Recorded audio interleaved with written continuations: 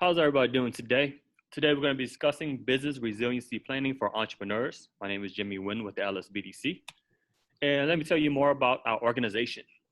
We're a partnership program to provide small business assistance to potential entrepreneurs and existing small businesses. We provide confidential one-on-one business consulting at no cost, free of charge. Also, a lot of low-cost free trainings like these.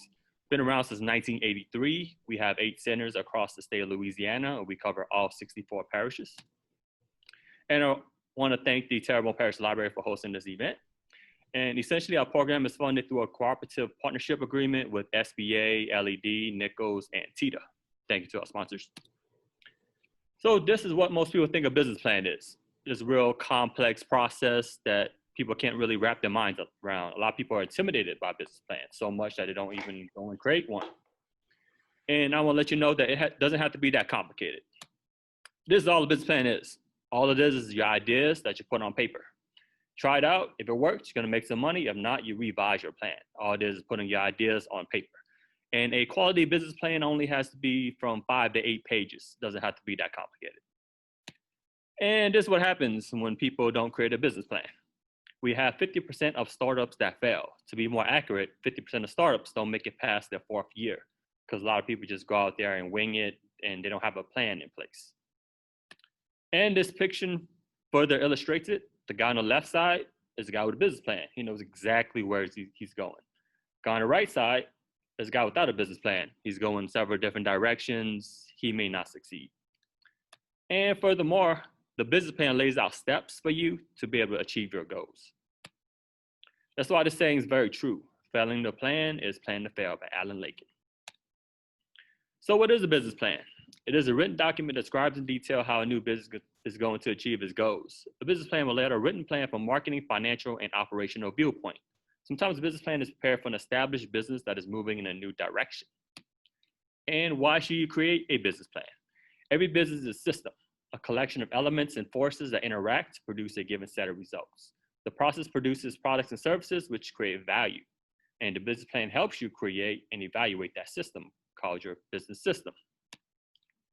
And these are the major components of a business plan. I'll be going to each one of these in further details. Got your executive summary, company summary, management team, operations locations, marketing plan, competitive analysis, and your appendix. Now let's start with the basics of all basics. Like every book has to have a nice cover, your business plan has to do the same as well. So with a nice little cover page, so with your name on top or your logo, your address, and who are the owners. And the first section of your business plan will be your executive summary, which is a brief overview of your entire business plan. Why it's so important is a lot of times your reader reading the business plan may not have enough time to read the entire contents of your business plan. They'll read your executive summary, skip to your financials, and that may be it. So that's why you want to put all your good stuff right here. This is like your sports center highlight reel. Information you want to include is who are the primary owners, owners' credentials, products and services sold, purpose of the business, who is your target market, who you're selling to, key facts on the competition, if you're asking for money, how much and why, state your intentions. Now we move to the body of the business plan, which is the company summary.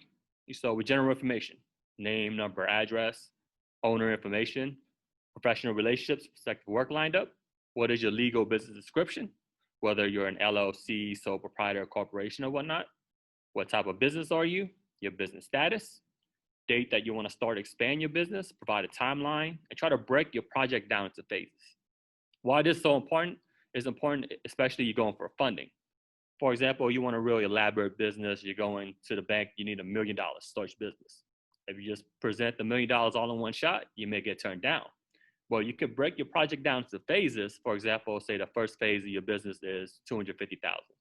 Second phase, another $250,000. Third phase, $500,000. So the bank may not be able to do the entire thing, but they may be able to fund the first phase of your project. You could walk away with something. If you've been in business, tell them about your business history. And if you're a new business, tell a story how you're going to revolutionize the industry, how you're going to change things. State reasons why you're starting, buying, or expanding your business, products and services, price points, and why. So do you want to have a high price point for a luxury crowd, or you want a lower price point to be affordable for everyone? And the most critical components of your entire business is your mission statement, which is your purpose. Why do you exist? And you can easily formulate your mission statement by answering these 3 questions. What do you do? What do you stand for? And why you do it? Also, when you have employees, they can share the same values and believe in your company culture. Helps to motivate them. Also, 71% of consumers prefer buying from companies aligned with their values. And with a mission statement, you'll be able to enhance your about section. You ever notice on a Facebook page or a website, there's always an About Us section. By including a full-fledged mission statement, you can gravitate more customers towards you that believes in the same values. And the last section of the company summary, you want to include your milestones and goals, preferably broken down by years. And this is an example of how my clients like to break down their goals and milestones. By the first year, you want to be able to pay yourself a salary, because whenever you're starting out, you're not guaranteed to make money. Year 2, you can introduce new products and services. Year 3, expand to a second facility. By year 4, you should have an established concept. You can look into franchising. And year 5, you can look into exit strategy, how to sell your business for a profit. Next section, the management team. This section of the business plan, we get to brag about yourself and your team, all of your accomplishments. So let's start with your name, your title, whatever you want to call yourself. You can be called a president, you can be called CEO, founder, or whatnot. What are your duties and responsibilities? What is your experience, education, and backstory? Whether you're going to be full-time, part-time, how will you find your employees and keep them? What training will you provide? And you provide your team with a sense of purpose, reiterating the importance of a mission statement. Here's why. People work 8 hours for a good wage. People work 10 hours for a good leader. Well, people work 24 hours for a good purpose. So get that really good mission statement in there. And this example of how a management team section should look like, you can start with a fancy chart on top, designating your departments. And then below is the 3 most important facets of business. First of all, you got your financials. Someone's gonna have to remit the taxes, do your bookkeeping. Who are you gonna delegate that to? Sales and marketing, who's gonna be promoting your business? And you got your actual operations, who's gonna be running your day-to-day operations. Next section, operations and locations. This would be pretty much a nuts and bolts of your business. You want to start with your company hours of operations, how your products and services be produced, how it be rendered, what are your secondary products and services. Seasonality is key, meaning you designating what is your slowest months and busiest months. Reason why it's so important is if you're going for funding or even you're meeting with a landlord to secure a place, they'll see you happen to be in your slow month. They'll give you something called deferment. They may give you a couple months off and make your payments. How's your typical day is next? What inventory supplies will be needed? You want to identify the primary and secondary suppliers and vendors. And then you want to provide details about your location and why. So does your location have sufficient parking? Do you have foot traffic? Is it off a major highway? Next thing you want to work on is maximizing efficiency, because automation equals innovation. If you're retail, I highly recommend you looking into a POS system, which is a point of sale system.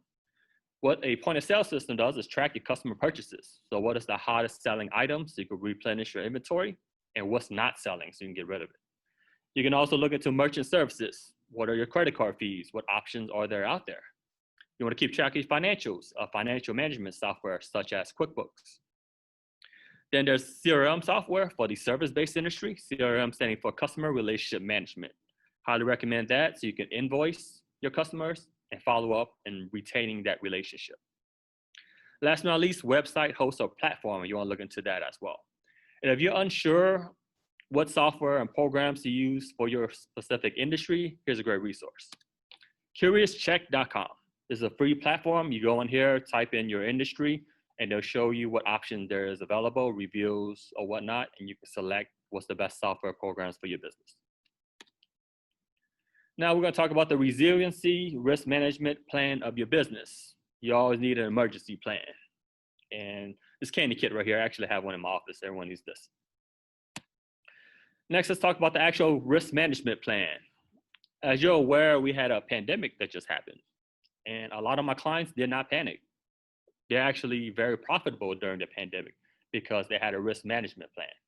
When the pandemic happened, they didn't freak out. They just refer back to the business plan and follow the steps. They knew exactly what to do. So here's the steps you should take. First thing you should do is take care of your employees, because your employees are like your family. See if you have any paid sick leave, and you want to open the lines of communications. So how are you limiting their hours, or what are new hours of operations? What changes will be put in place?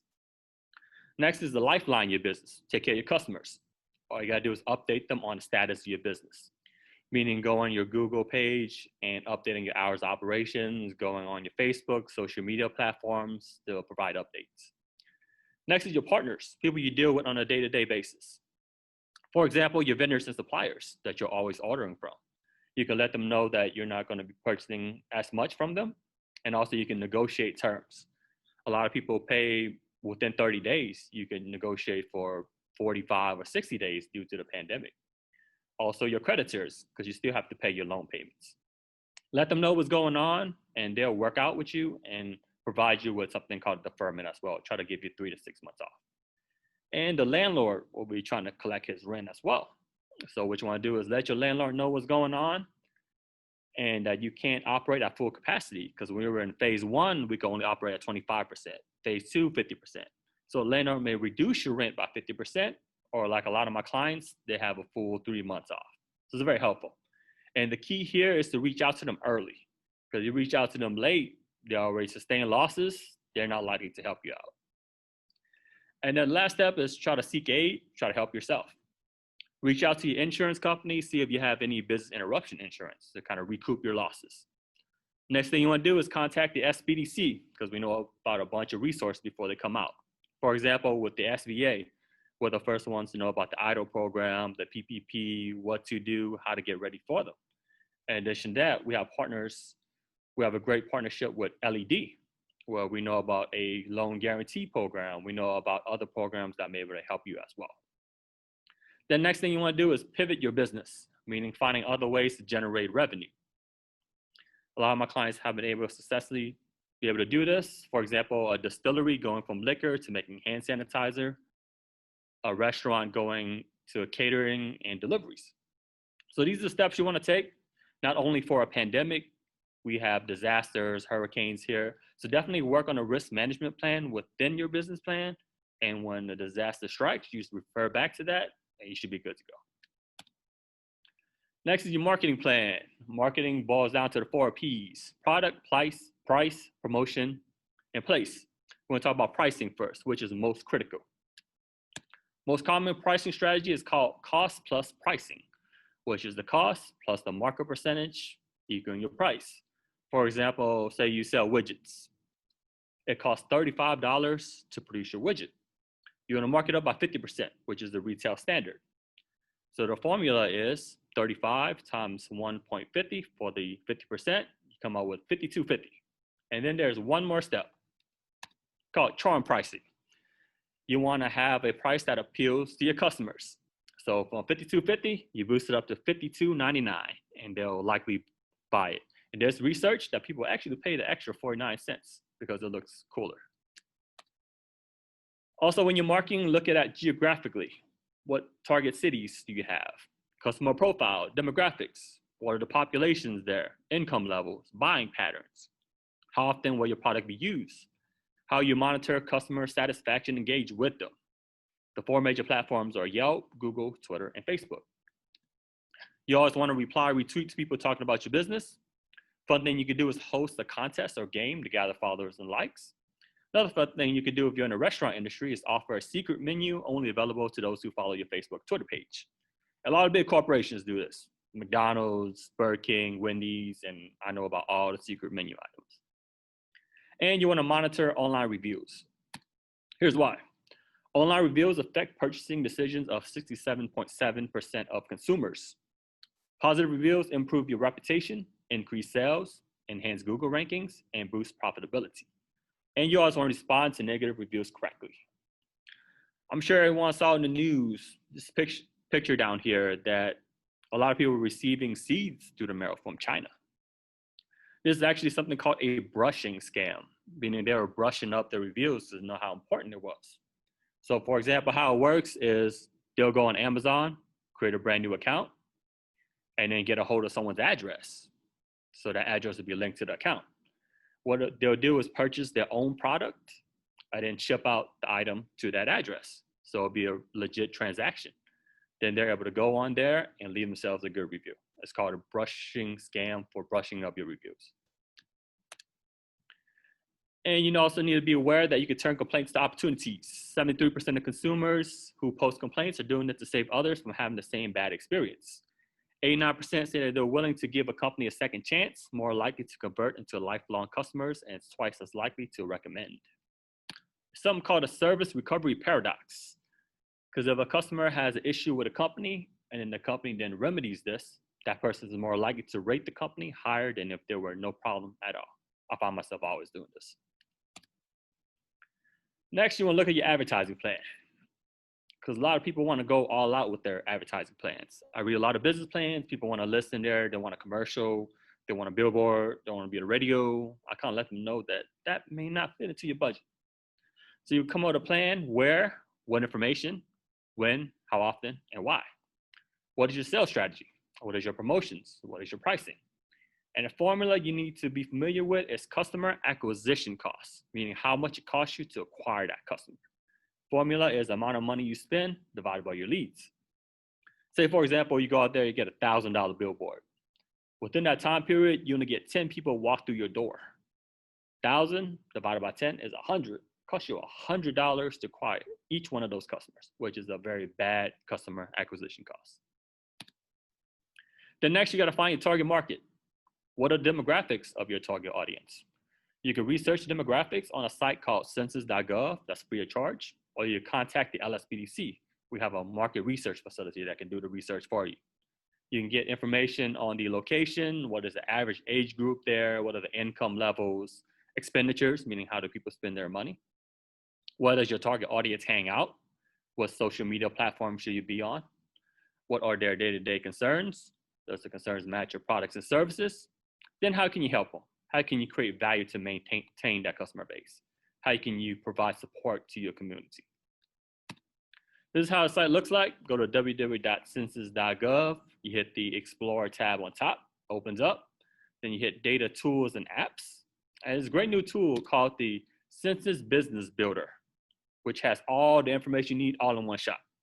Because back then you have to flip through pages and pages. With this, everything's right there, such as per capita consumer expenditures, a comparison to the entire United States, median household income, a bunch of good information. So how do you utilize this information?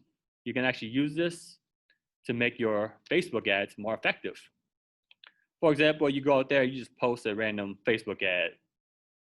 Say your budget is about $10 to $15. You may reach up to 1,500 people. The 1,500 people, it may go to someone from another country, not likely to visit your business. But to maximize it, you hit Edit Audience. All the information you found on census.gov, you input that, and then you get your money's worth. It'll go to your actual target market. So the reason why I went in depth into marketing and gave you a bunch of strategies is because a lot of people make this mistake. There's one sentence. I plan on marketing my business through word of mouth, social media, and flyers. People often put this one sentence as their entire marketing plan, which is a no-go. For example, social media. There's a bunch of platforms I just listed. Which platforms do you want to be on? I just provide you with a bunch of tools to really enhance your marketing section. Competitive analysis. You want to do some research on your competition. Name the top 3 or 4 competitors, where they're located, products and services offered, and how you're better than them. And what's critical is that you understand your competition and learn from them. There's a multitude of information out there. You can easily go on a Yelp page or Google review page and see what people are complaining about your competition. Make a note to yourself not to do the same things. Last but not least, we have the appendix. Information you have to attach to your business plan to justify the information. Anything you want to buy, attach quotes. You're in retail, a price list. You're in a restaurant, a mock menu or actual menu. Letters of support if you're a new business. Have you been in business? What's your online reviews? Copy and paste your good ones. If you're in the service industry, letters of intent to contracts, resumes, and financial projections. Financial projections are you forecasting, preferably in 3 years, showing what you're capable of doing to generate revenue. This could get kind of complex, so the LSBDC can actually help you produce financial projections free of charge. And I want to let you know that your most valuable asset is your business plan. You can actually use your business plan to get a deferment or discount on the rent. I recommend to a lot of my clients before a meeting with your landlord, complete your business plan, bring it with you. Show them that you're legit, you're most likely to succeed, renew your rent, even add value to the property. A lot of my clients actually get 3 to 6 months off from the rent. One even had a whole year with only half rent. So it's helpful. Also improve response turnaround time with contractors. A lot of people just calling contractors just to get prices. Let them know you're serious, you have a business plan, they'll call you back quickly. Also vendors and suppliers, let them know you have a legit business, you're more likely to order more from them, you're gonna succeed, and they'll cut you a deal. And what's the absolute must is if you're trying to get funds for your business through a lender or investor. The higher quality business plan increase your chances to get more funding. Most importantly of all, it provides a strategic plan for you to achieve your goals. So you want to define a mission statement, which is your ultimate goal. The rest of your business plan is strategies on how you get there. So our little friend we seen at the beginning, checkpoints I talked about. Checkpoints go from how do you build your management team to your marketing strategy to how you build your operation. All leads up to achieving your goals. So I'll say the most business plan success would go to Walt Disney. Walt Disney was actually denied 302 times before he got the funding to start Disneyland. So he implemented this concept I talked about earlier. He presented his ideas. He didn't get the money he needed, so he revised his business plan. He did this over 300 times until now his business plan is a masterpiece. So this may not be what you start off with, but keep working at it, and this could be your end product.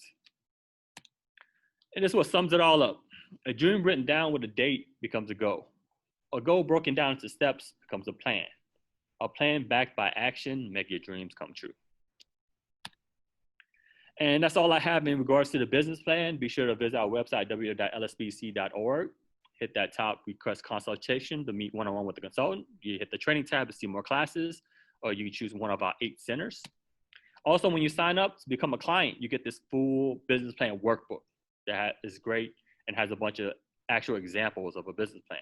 And we'll work with you on cultivating a business plan as well. And thank you for attending. Please provide me with your questions and contact us at 985-493-2587 or visit our website, www.lsbdc.org, and I will bring it back to Katie. All right, thank you so much, Jimmy. I am going to share my screen real quick because I'd like to share that link for the survey. I'm going to put the link of the survey in the chat while I close up. You can click there, and like I said, it's just 6 questions to fill out for us real quickly. It'll help us to better put these virtual programmings on in the future. If you have any questions or concerns, please don't hesitate to reach out to me as well. My email is there, kkale@mytpl.org. Remember that the recording will be sent out to you along with any chat that we have. It doesn't look like anyone has put any questions in the chat. If you do have questions, go ahead and do that now. We do have a few minutes left. We have about 5 minutes left if anybody has any questions. Again, if you did not register for this seminar, don't worry. Just send me a quick email at kkale@mytpl.org and I'll make sure you get the recording and all those things. Jimmy, I just want to thank you for being with us today and doing this. We really appreciate it. Before we close up, if anyone has any questions, you can raise your hand or you can go ahead and put that in the chat. I pretty much covered everything. Yeah, I think so. That was pretty thorough, Jimmy. We want to thank you again for all the work you do for us. You guys are like a vital resource for small businesses around here. Oh, we have a question here. It says, hi, do you consider that crowdfunding is a great way for your startup? Yeah, I think he means crowdfunding. Oh, crowdfunding, yes. Oh, I'm sorry. So definitely that is a way. But crowdfunding, you would have to have a unique idea or invention to kind of get people to donate money. So that would be a way too, depending on what kind of business you have. So you have a typical like a restaurant, a boutique or so forth. You may not be as successful in crowdfunding, but you have a really unique idea that people want to see happen, then you can make it happen. For example, I helped someone I'm working on a cat cafe. That's something very unique. People want to play with cats while they're drinking coffee. So unique idea is more successful for crowdfunding. I actually heard that there was one is that the same one that's in New Orleans that I heard about? It may be. Yeah, I heard someone was trying to start one in New Orleans because they do have them in other places, but I think it was like a health permit concern. All right, we have about 3 minutes left. Does anybody have any other questions they'd like to put in the chat? Again, I know that when we're doing these seminars, you don't think of any questions, but as soon as we log off, you're going to think of all the questions. Don't hesitate to email myself or Jimmy. Jimmy, if you want to put your email in the chat real quick, that way they can see that. Go ahead. So if you think of a question at midnight tonight, just email one of us and we'll make sure that those questions get answered.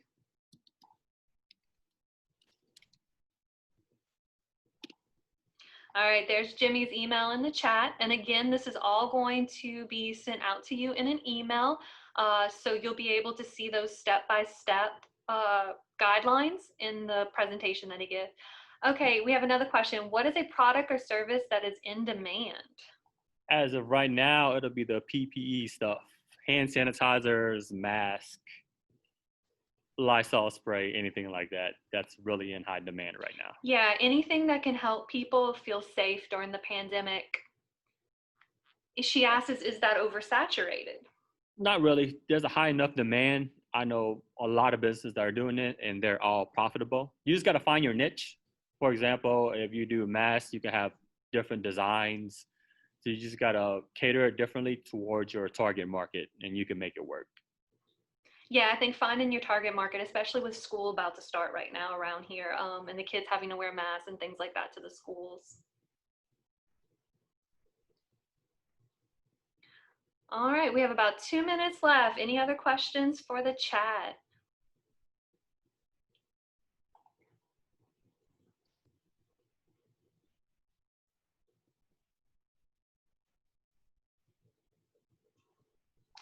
It does take us a day or two to be able to edit the video, but as soon as we're finished with that, we'll be sending that out.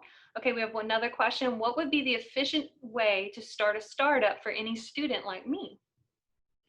I would say just contact the LSBDC. We'll sit down with you and we'll go step by step on exactly what you need to do. And you can get it done all in one shot. So just go to our website, set up an appointment, and we'll walk you through the steps. All right, our program is going to be shutting off in about 30 seconds. Again, I want to thank everyone for joining us today. And Jimmy, thank you so much for partnering with the library to put on this program. Please stay tuned for any future programs that we might be holding. You can follow the Terrebonne Parish Library on Facebook and Instagram. Thank you guys again. Y'all have a good day. Bye-bye. Thank you for posting. All right, thank you guys. Bye.